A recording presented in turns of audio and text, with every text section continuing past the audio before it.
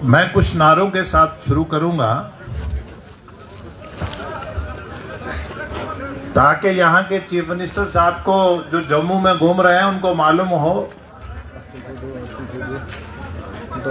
कि बडगाम की अवाम कहाँ है। मादरे वतन हिंदुस्तान, मादरे वतन Hindustan, Bharatiya Janata party, Bharatiya Janata party.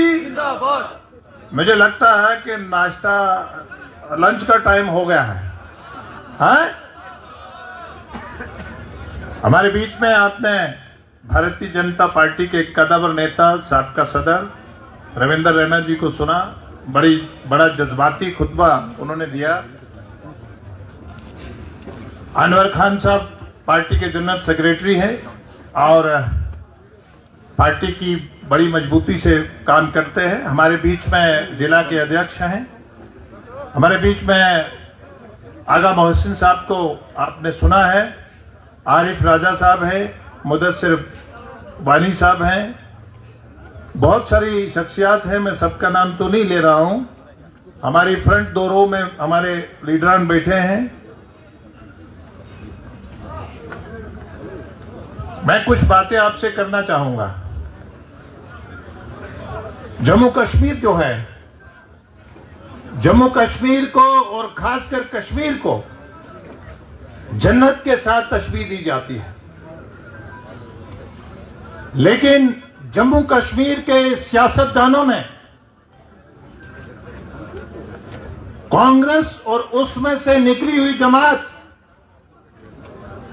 National conference ने और बाकी रीजनल पार्टी जिसमें पीडीपी है, उन्होंने कश्मीर के अवाम को पिछले 35 साल से इस तरह रौंदा कि उसकी मिसाल दुनिया में नहीं मिलती है।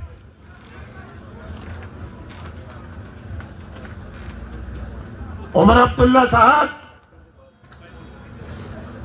आपकी पार्टी को शेख अब्दुल्ला से लेकर फारूक अब्दुल्ला से लेकर और अब तीसरी जनरेशन और चौथी जनरेशन भी हम देख रहे हैं अवाम में, आपने बडगाम के अवाम ने आपको जितवाया। बडगाम के अवाम ने आपको जितवाया असेंबली में, और आपने उनको खुदा के भरोसे छोड़ दिया। अब किस मुंह से आपने यहां कैंडिडेट खड़ा करा है? वो कैंडिडेट किस मुंह से आप बडगाम की अवाम से वोट मांगते हैं? बताइए ना जरा कोई रीजन, कोई अखलाकी रीजन है? कोई डेवलपमेंट करा है? आपने बडगाम के अवाम को दिन दहाड़े छोड़ के गांधरबल को गोद में लिया और लोगों ने और अवाम ने आपको यहां मेजॉरिटी दी। आपने पूरी दुनिया में भारत की छवि को खराब किया कि कश्मीर में इलेक्टोरल पॉलिटिक्स और जमहूरियत की बुनियाद जो है वो फोर्स की बुनियाद पे है। लेकिन आपकी आंखें, पूरी दुनिया की आंखें तब खुली जब पिछले असेंबली इलेक्शन में ढूंढने पे भी, इलेक्शन कमीशन ऑफ इंडिया को ढूंढने पे भी कोई जम्मू कश्मीर के असेंबली चुनाव में किसी पोलिंग बूथ से रिगिंग की कंप्लेंट नहीं मिली। कश्मीर के अवाम जमहूरियत चाहते हैं, उन्होंने आपको मैंडेट दिया, लेकिन आप झुकते हैं। आप बाप बेटा एक सुर मिला के बोलते हैं, क्या बोलते हैं कि फाइल पे दस्तखत नहीं हुए गवर्नर से। अरे झूठ बोलते हो आप। जब 200 गाड़ी का आपके मंत्रियों के साथ फ्लीट चलता है पब्लिक के खजाने से, गरीबों के टैक्स के पैसे से,